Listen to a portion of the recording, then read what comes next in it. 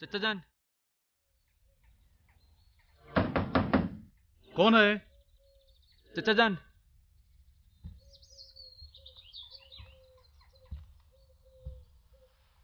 चचा जान, बस एक बार बात तो सुन लो।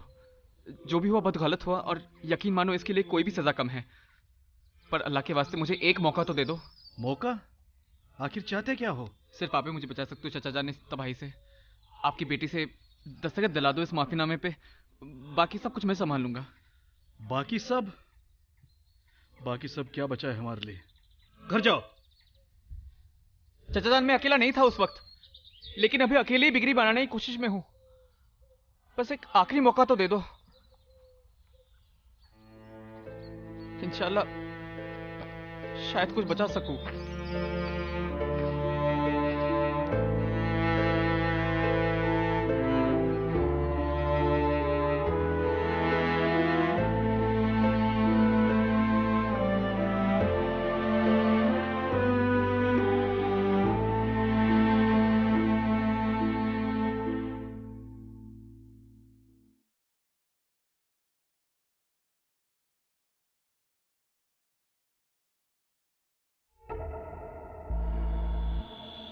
चल चल चल, लड़की आ रही है इस तरफ, जल्दी पकड़ लेते हैं। अरे यार रुको, चल चल चल, ये छोकरी तुम्हें पहचान के छोड़ देते। चले कम चले, भाग लेते हैं। अरे अरे यार, फंस जाएंगे यार, मत करो।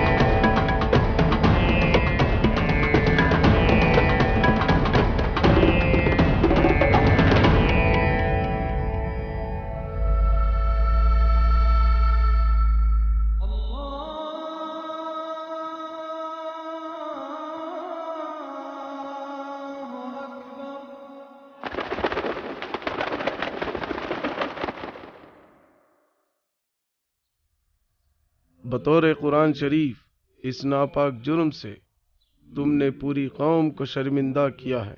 क्या तुम्हें गुनाह कबूल है?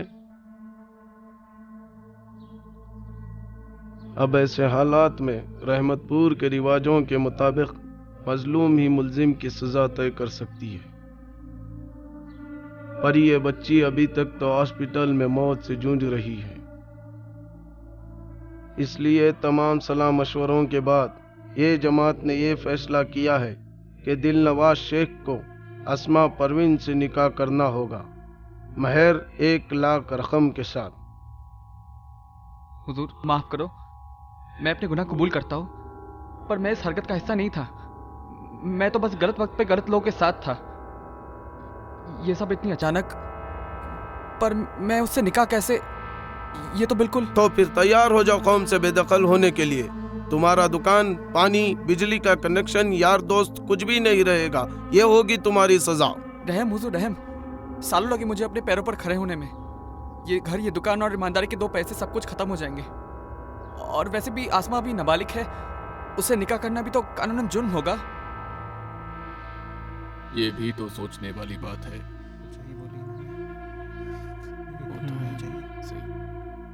जी क्या बोलते हैं? बातों में दम तो है।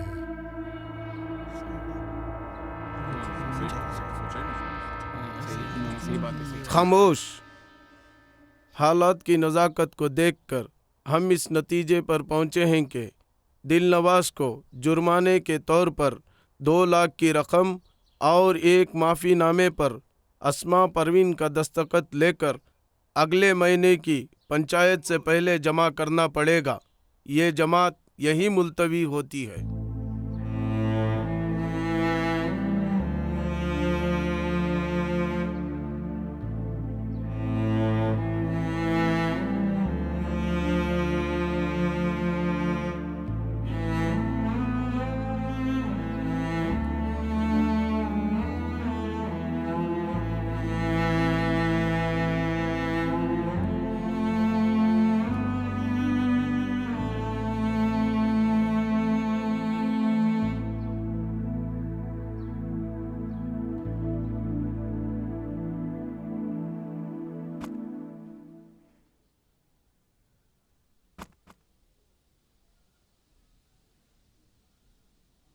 अब ये क्या कर रहा है?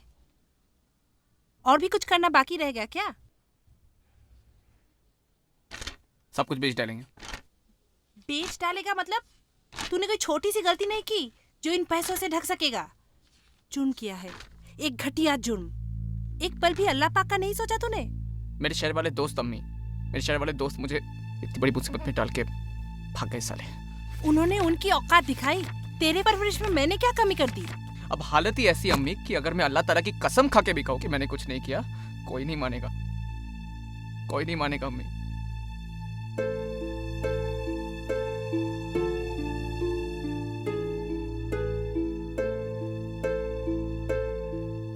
अगर हम पैसे जुटा भी लेंगे, क्या आसमा तेरी माफीनामा कबूल करेगी? माफी तो उससे लेनी है अम्मी, दुनिया के लिए भी और खुद के लिए भी।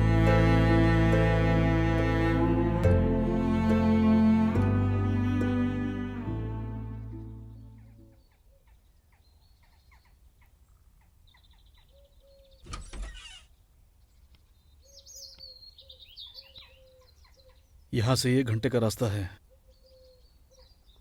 मिशनरी होम, जहां आसमा है।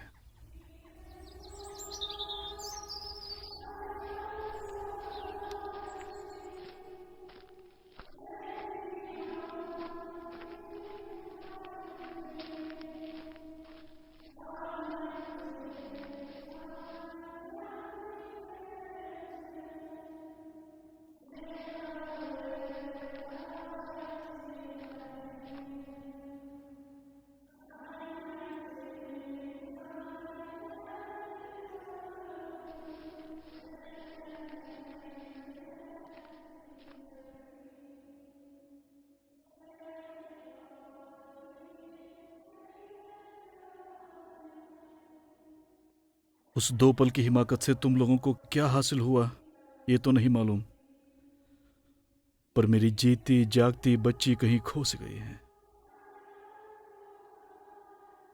डॉक्टर्स कह रहे हैं कभी बोल नहीं पाएगी और शायद कभी मां भी न बन पाए। तुम तो सब कुछ संभालने वाले थे ना, लौटा सकोगे हमें ये सब कुछ?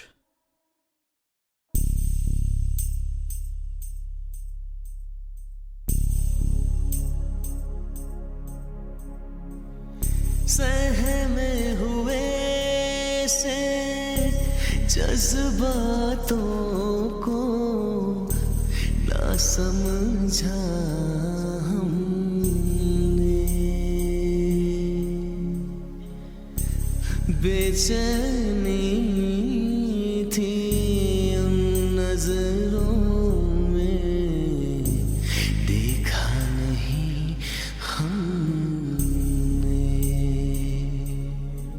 दिया रुसवाइयाँ और तन्हाइयाँ तेरी दुनिया में जब से मैं आया।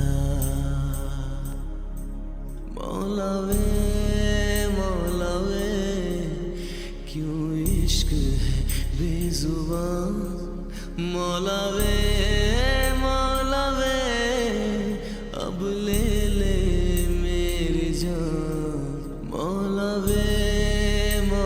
वे क्यों इश्क है बेजुबान, मौला वे अब ले मेरी जान।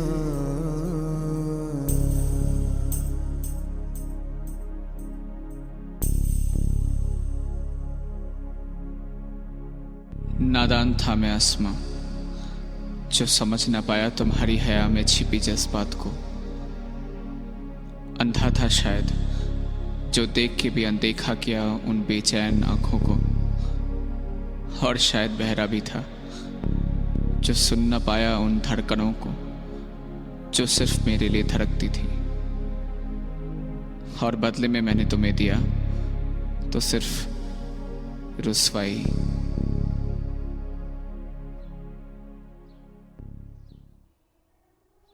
ऐसी हालत में तुम मुझसे ना ही मिलो तो बेहतर है।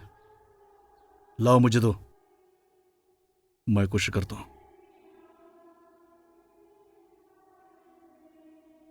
शुक्रिया चच्चा जान, मुझे दस्तखत नहीं चाहिए। मैं और 1 साल इंतजार करूंगा आसमा के बालिक होने का।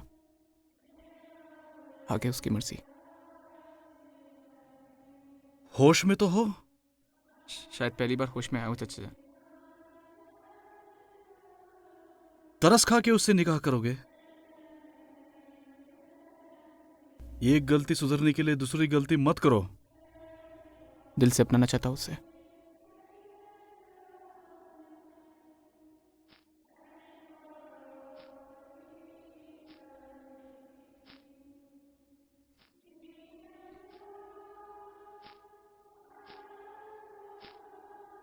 आसमा, अब कैसी हो?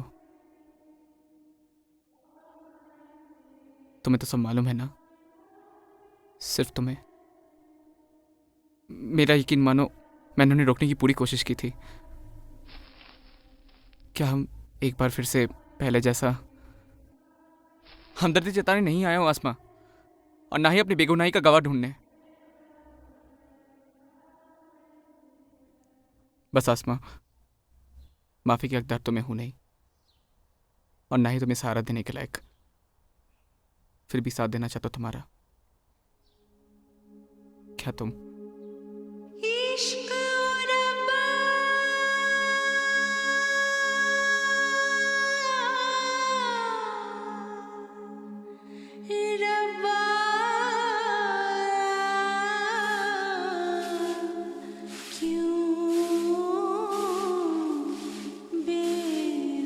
या अल्लाह, तेरा लाख लाख शुक्र है।